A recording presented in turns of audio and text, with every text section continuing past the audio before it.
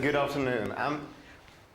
This is a very big case study, so we have a 100-page draft report now. I'm going to choose some selections from this and focusing mainly on the policy debate in Norway about these things. And I've framed this as a tennis game, and I'll try to get back to why I have done this, rather in addition to just telling a story to you. So findings from the Norwegian part of this project, some background and some explanations for what we see as a fairly polarized picture in the Norwegian debate.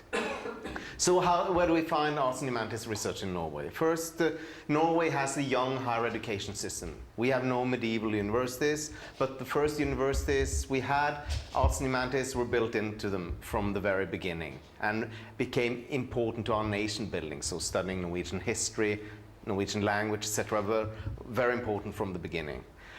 Arts has also, to some extent, been institutionally divided from the humanities, so you have separate arts colleges, and then you have humanities in the universities, although there are some blurred boundaries, and maybe lots of them. But both of these are largely found in the higher education sector. In Norway, generally speaking, the public attitude towards research and science has been very positive, but also fairly instrumental. And more money has normally in Norway gone into mission-oriented and user-oriented research than more researcher-generated research. So we have a long history of very user and applied-oriented research institutes where there is fairly little arts and humanities research going on. And if we look at the big trends in Norway, it's the same as in other countries: reduced basic funding for universities and colleges, more competition about funding, reforms in education, the Bologna process and so on, emphasis on indicators, leadership in research and leadership training programs and so on. Just one, arts and humanities is not invisible and hidden in a university somewhere. We have lots of arts and humanities scholars that are really in the public domain, and this is one or maybe several examples. First, we have Arne Næss, our most famous philosopher, originally writing about logics. At the time he was appointed as a professor. He was the youngest professor at the University of Oslo and the youngest humanities professor in Norway, 1939. He was not only a renowned academic, he was a best-selling author. This is a book about the philosophy of life, which sold, I think, more than 100,000 copies in the small country of Norway. He was a mountaineer, sportsman, of course, very positive in a country like Norway. He developed an orientation called eco-philosophy, which had a huge impact in social science in Norway, in, say, environmental science, in political science, economics, and so on, also in politics. And as far as I know, the direct inspiration for the establishment of a lot of green parties all over the world, actually. And you can see his imprint in the Brundtland Commission's report with launching the term sustainable development, which had, of course, many other sources as well. Another example, a philosophy teacher in Norway wrote a book called Sophie's World, presenting the history of philosophy for a teenage audience initially. An enormous success, sold millions of copies all over the world, was made into film, a TV series, a computer game, and a musical. And this picture, I think, is from the musical.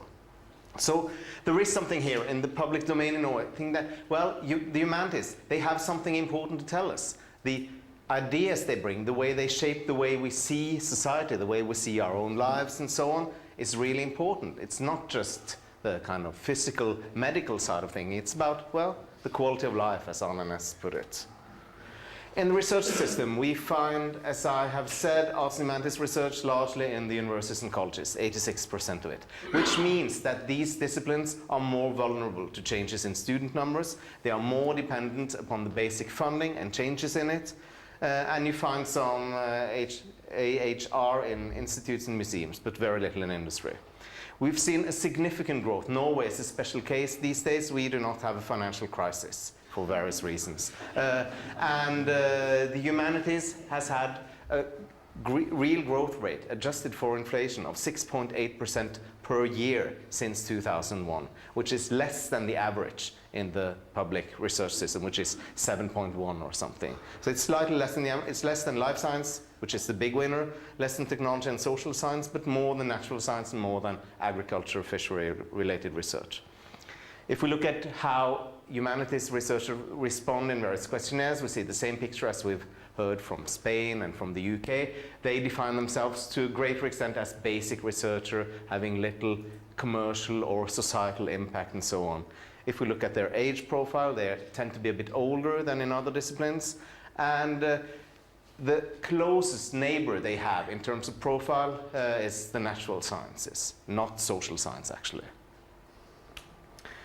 Policy system, we have a Ministry of Education and Research giving the basic funding to the higher education institutions. We have one research council, which is a very unique model. So there is kind of one place you have to go to get external public funding in Norway.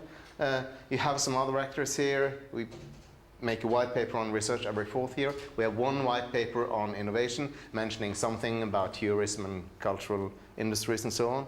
We have a national strategy for humanities research emerging because some people were very unhappy with the last white paper. And we have, starting in effect this year, humanities only research program in the Research Council, which they never had before. And we've had a big policy debate with utility as a key discussion point. Yeah, I'll just skip this. So utility. Again, we see a similar development as we can see in other countries. So we have in the social sciences and humanities before 1970, the utility was knowledge for policy making, knowledge for the kind of state and the regional bureaucracy, technocratic ideals. You could govern better through social science, more positivist ideal. So the transfer here was through education largely and individual consultancy. Then in the 1970s, regional development, workplace democracy, really big projects in Norway, very much inspired by the humanities. We got new colleges, some large-scale projects. In the 1980s, user control. In this decade, Norwegian private R&D quadrupled. So this is the really big change. This is when the oil and gas industry starts to emerge in Norway, and we get new funding instruments, science parks. Then focus on university-industry relations, innovation, with support for collaboration clusters. Commercialization was high on the agenda in the beginning of the 2000s. We copied the Bayh-Dole Act from the US in 2003, giving the ownership of research results to the institution rather than the individual. And technology transfer offices emerged as a part of that. And now we see a strong focus on excellence, impact, and especially global challenges, which is the kind of new big buzzword. So we get all these various centers of excellence or centers for various things related to global challenges. And indicators. So now I'm trying to get to the tennis metaphor here. When we look at the debate in Norway, both in newspapers and in our interviews, we see statements, and these are kind of stylized statements. One, for example, the clammy hand of economic usefulness is stretching over an increasing number of areas of life, education, arts, research, and this is a bad thing. And then somebody else, this is from a blog response, there is a special sense of paranoia that we can call humanoia, where every change is seen as a threat. And then back again over the net, the language in the Research Council strategy for humanities research is soulless, anonymous, and too general. It's kind of a Kafkaesque world in the Research Council. This is a famous Norwegian humanities professor. And the smashback goes to, well, humanities researchers have poor political understanding and contribute too late and too weakly to the public debate on their own position. Going back again, well, most of the time arts and humanities are ignored or assigned the role of just a supporting discipline. And back again, well, research communities within HR almost always respond defensively. And these are kind of typical statements we see, especially in the newspaper debate, and more nuanced in our interviews, I guess because of a particular audience or the people who write newspaper articles about this are maybe not your average researcher. But we see a lot of moderating statements, a couple of them here. The debate on usefulness and instrumentalism to some extent is characterized by a false conflict because no one expects all research to be useful in an instrumental sense. Famous humanities professor. Many humanities scholars carry out research with little relevance outside a narrow group of peers, and we should not require their research to have broad relevance. But this is not unique to the humanities. It applies to basic long-term research in general, which was our former minister's statement. So these moderating statements tend to highlight similarities between arts and humanities and other disciplines. So who are these players in this tennis debate? We have two well-known kind of stable and self-confident groups within academia. We have the ones doing traditional, academic, basic research, and we have those who do more, I think, fairly long-standing, traditional, innovation-oriented research, some kind of entrepreneurial science. And both of these we see in our interviews, and both of them constitute stable and fairly unproblematic choices for arts and humanities researchers. They are very different, these two groups, and I'll get back to that. And then we have two other groups, so this is a kind of a doubles tennis game, who are more outsiders to mainstream arts and humanities research. So we have some researchers with a very traditional orientation who feel they are not appreciated at all anymore. They are kind of victims here. They feel pressured to become something else than what they are. And then we have some from policy, industry, non-profit organizations who have strong research networks. They have this hybrid position. They often used to be researchers. They have a lot of contact here. And they also express some kind of criticism, but then towards the academic community. So in academia, we call them the Plato crowd and the Aristotle bunch. It's the ones looking up there at the ideas and the ones out there at the world. So the Plato crowd, they have generalized and idealized scientific quality criteria, some kind of eternal perspective on academic relevance, on originality, and so on. And research quality is not related to relevance or impact for these people. The other people here generally emphasize that, well, quality criteria, they change a bit over time, and interdisciplinarity is an important one, and social relevance at least may be related to quality. Then the Plato people say that, well, the legitimacy of our field primarily comes from the Bildung, the personal enlightenment, development component related to teaching activity in the universities. While the other ones say that legitimacy here is similar to other disciplines. It's what we achieve through international scientific publications. Again, perspectives on innovation and impact must build on a unique humanities approach versus all scientific disciplines have similar challenges in defining and elaborating societal impact. Innovation, they have fairly few people in our interview material like the term innovation, but some try to use it constructively, others are kind of opposed to it and say that this is not a concept we feel at home with. And for the Plato people, adapting to policy demands and not least the policy language means to sell out in a way, while the other ones seem to deal with this a bit more pragmatically.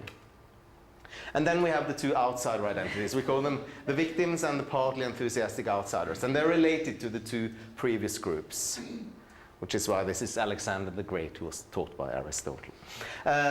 So the victims highlight the internal agreement on quality criteria and the feeling of a strong pressure. They say that if you put too much emphasis on relevance, you destroy scientific quality, the policy language is alienating, and we need new goals that respect arts and humanities research.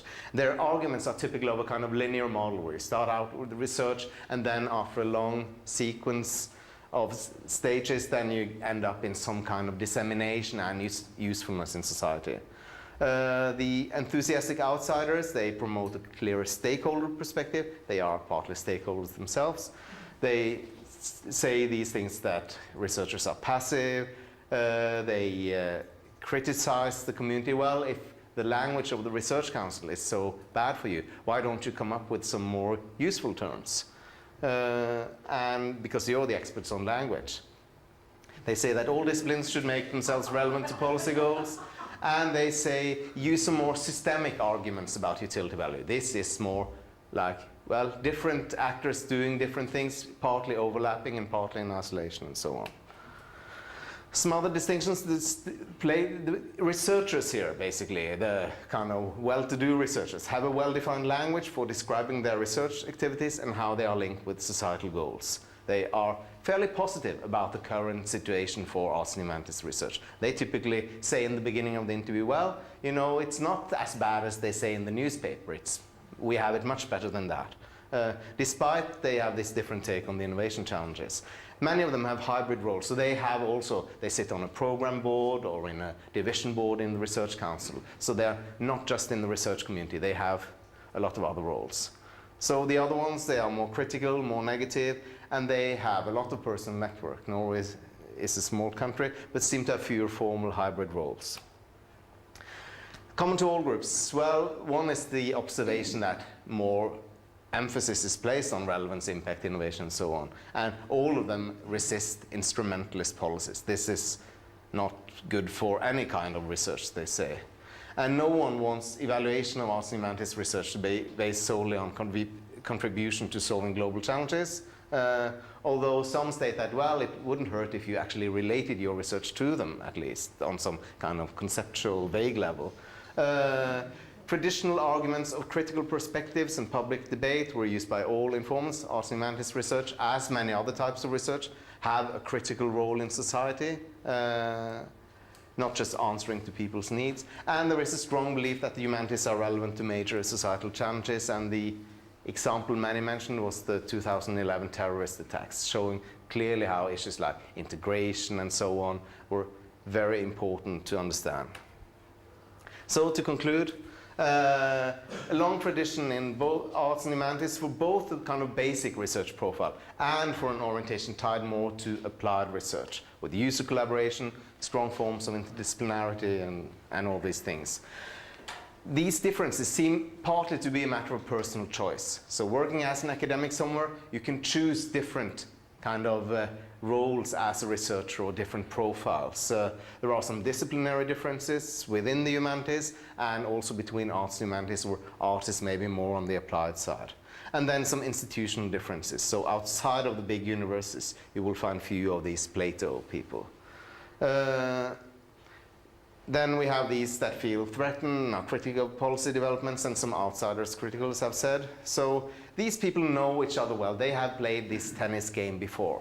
So they know one another's arguments quite well. They participate in all these informal organizations. So this debate seems to be kind of recurring. It's using some new, so innovation wasn't used in the 1960s, but the same debate took place in the 1960s as well. And then some questions at the end, maybe some of them are relevant here. Can we recognize some of these patterns in other countries? Is the policy debate polarized because of the central role of basic funding to universities, so that the university internal politics, positioning yourself, ideological and so on, more strongly come into play? So if the innovation and utility are useless words for describing arts and humanities research, which terms do we have then?